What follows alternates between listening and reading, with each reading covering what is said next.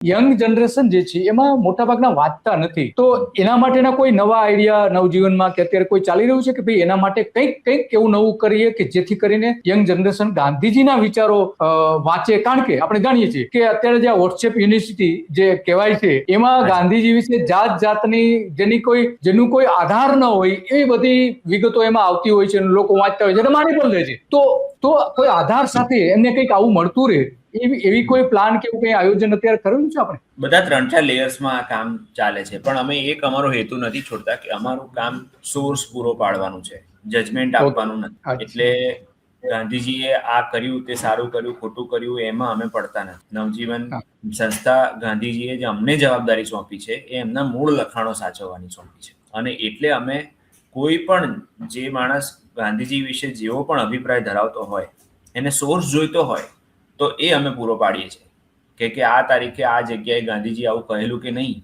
તો એની માટે અમે સંશોધન કરીને એને મટીરિયલ આપીએ.